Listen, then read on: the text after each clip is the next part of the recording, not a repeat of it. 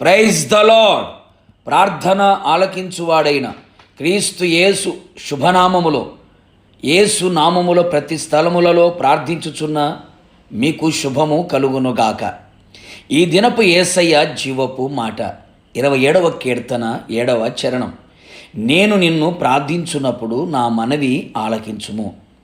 యేసయ్య సన్నిధిలో మోకరించి పవిత్రమైన పెదవులతో, పవిత్రమైన హృదయముతో, పవిత్రమైన చేతులెత్తి ప్రార్థించుచున్న నా దేవుని ప్రియ దైవ జనాంగమా, మనము అనుదినము సేవించుచున్న యేసునాథుడు మన ప్రార్థన ఆలకించువాడై ఉన్నాడు.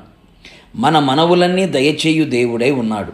అడుగు వాటికంటేనూ ఊహించు వాటికంటేనూ అత్యధికముగా అనుగ్రహించే సర్వశక్తి గల దేవుడై ఉన్నందుకు యేసయ్యకే సమస్త మహిమ, ఘనత, ప్రభావములు ఆయనకు మాత్రమే చెల్లునుగాక.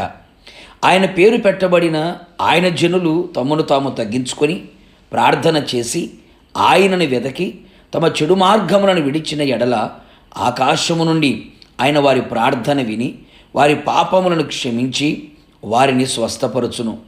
ఆయన మందిరములోనికి వెళ్ళి ఆయన సన్నిధిలో హృదయమును కుమ్మరించి ప్రార్థించిన ఎడల ఆ స్థలమందు చేయబడు ప్రార్థన మీద ఆయన తన కనుదృష్టి నిలుపును.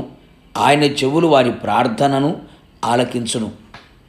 కావున నా దేవుని ప్రియులారా, శరీరములో అనారోగ్యమా, మనస్సులో నెమ్మది లేదా, హృదయములో కలవరమా, భయమా, ఆందోళన, కుటుంబములో అసమాధానమా, చేయుచున్న పనులలో దీవెన లేదా, ఏ పని చేసినా ఓటమి, అపజయం ఆవరించుచున్నదా, సమస్యల సుడిగుండములు చిక్కుకొని సమస్యల సంఖ్యలతో బంధించబడ్డావా, కష్టాల కొలిమిలో కాల్చబడుచున్నావా, కుటుంబ సమస్యలతో సతమతమవుతున్నావా, ఎవరికి చెప్పుకోలేక దిక్కుతోచని పరిస్థితులలో గమ్యమేమి కానరాక కన్నీళ్లతో కాపురము చేయుచు దేహము క్షీణించిపోయి నిట్టూర్పులతో ఏండ్లు గడిచిపోవుచున్నావా, మరణమే శరణం అనుకొని పయనము కొనసాగించుచున్నావా?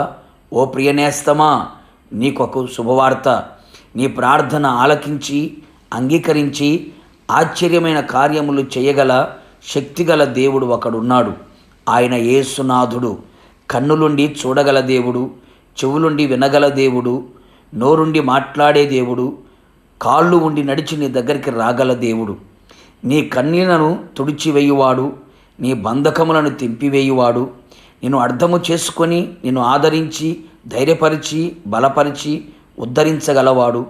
నీ మాట వినగానే నీకు ఉత్తరం ఇయ్యగల దేవుడు, నిన్ను ప్రేమించి నీ ప్రార్థన ఆలకించి అద్భుతములు జరిగించు వాడు. నీవు ఓడిపోవు, నీతో ఉన్నవాడు, నీ ప్రార్థన ఆలకించు వాడు. కావున ఆయన సన్నిధిలో నీ కంఠ స్వరమెత్తి ప్రార్థించుము. నీ మనవి ఆయన ఆలకించును, అంగీకరించును. ఆయన ఆగమమునకు నిన్ను సిద్ధపరచును. ప్రార్థన. అత్యంత కృపా కనికరము కలిగిన నా ప్రియ పరలోకపు తండ్రి, నీ పరిశుద్ధమైన పాదములకి స్తుతి స్తోత్రములు చెల్లించుచు ఉన్నాం.